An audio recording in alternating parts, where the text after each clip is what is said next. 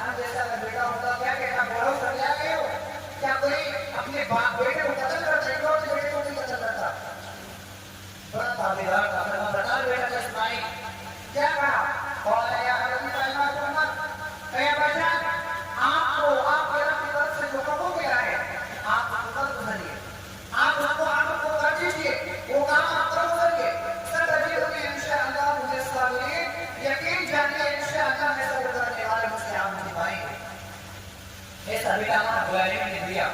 جب آپ کبھی دونوں تیار ہو گئے تو اللہ رب العالمین نے فرمایا کہ حضرت ابراہیم کو اپنے بیٹے کو زمین پر بٹھا دیے اور تیار ہو گئے, چھوڑی کے رکھ دیے. وہ تغیرہ مجھے کے نزدیک کہ اللہ رب العالمین نے جب حضرت ابراہیم علیہ السلام اپنے بیٹے کو ذبح کرنے کے لیے کوئی مکمل طور پر طریقے سے تیار ہو چکے تو اللہ رب العالمین نے آسمان سے ندا کیا جائے وَلَا بِنَا وَإِنَّا إِبْرَاهِيمَ قَدْ صَدَّقْتَ الرُّؤْيَا إِنَّا كَذَلِكَ نَجْزِي الْمُحْسِنِينَ. ہم نے آسمان سے ندا لگا ابراہیم قَدْ صَدَّقْتَ الرُّؤْيَا, تم نے اپنے خواب کو پورا کر دکھایا, تم نے جو خواب دیکھا وہ سچ کر دکھایا. إِنَّا كَذَلِكَ نَجْزِي الْمُحْسِنِينَ, ہم یہ کتابوں کو ایسے بدلا دیتے ہیں. وہ فَدَيْنَاهُ بِذِبْحٍ عَظِيمٍ, اور اللہ رب العالمین نے ایک ذبیحہ بھیجا آسمان سے اسماعیل کی جگہ پر ابراہیم علیہ السلام نے اس کی قربانی کی. اللہ رب العالمین کو ابراہیم کی یاد اتنی پسند آئی کہ پوری دنیا کے مسلمانوں کو اللہ رب العالمین نے اس کو سنت قرار دیا, جائز عمل قرار دیا اور اس کو طریقہ ابراہیم کو بتایا کہ اس کو کرنا ہے, آپ کو یہ سنت ہے. آج ہم اس سنت کو کرنے آئے ہیں ساتھ اس عمل کو ہم انجام دینے آئے ہیں. میرے ساتھ یہ قربانی کیا مقصد ہوتی ہے؟ یہ سنت ابراہیم علیہ السلام قربانی ہم سے کیا چاہتی ہے آئی ہے بہت مختصر آپ کو بتا رہے بات مختصر. قربانی کا جو پہلا مقصد ہوتا ہے, قربانی کا مقصد یہ نہیں ہوتا کہ آپ جانور 10,000 لے کر کے آئے اور اس کو ذبح کیا اور آپس میں اس کو کھانے پینے کے لیے فریج میں بھر لیا اور آپس میں کہا ایک مہینہ تک اس کو رکھے ہوئے کھا لے اور بس ایسو آرام سے زندگی گزر گئی. نہیں, اس طرح قربانی نہیں. قربانی کا ہمیں پہلا مقصد سکھاتی ہے وہ یہ ہے کہ انسان کی زندگی میں پوری کی پوری لائف میں اخلاص آ جائے, مخلص ہو جائے گا. اللہ رب العالمین نے قرآن کریم میں مجھے فرمایا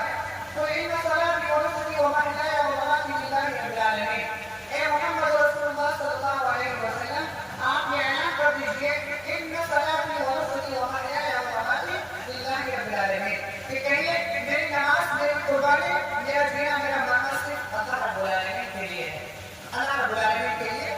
میری رضا, میرا جینا, میرا مرنا, میری قربانی, میرا نماز, یہ سب کس کے لیے ہے؟ اللہ رب العالمین کے لیے. تو اگر آج ہمیں قربانی کر رہے, قربانی ہمیں جو سکھا رہے ہیں کہ اگر نماز پڑھ رہے ہیں اسے اللہ رب العالمین کے لیے, دکھاوے کے لیے نہیں. قربانی کر رہے اگر ہم کمتر ہیں, اگر ہم کمزور ہیں, 10,000 کا بدلہ چل جائے گا, 15 کا چل جائے گا, 2 لانے کی ضرورت نہیں ہے,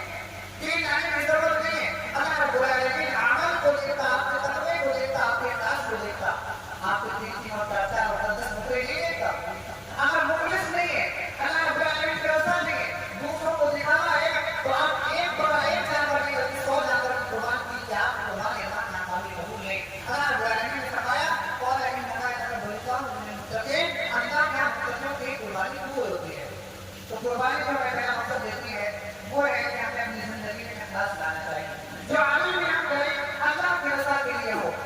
جینا, میرا مرنا, میری نماز سب اللہ کے لیے, قربانی کے لیے اللہ کے لیے. قربانی کا پہلا مقصد اخلاص لانا چاہیے.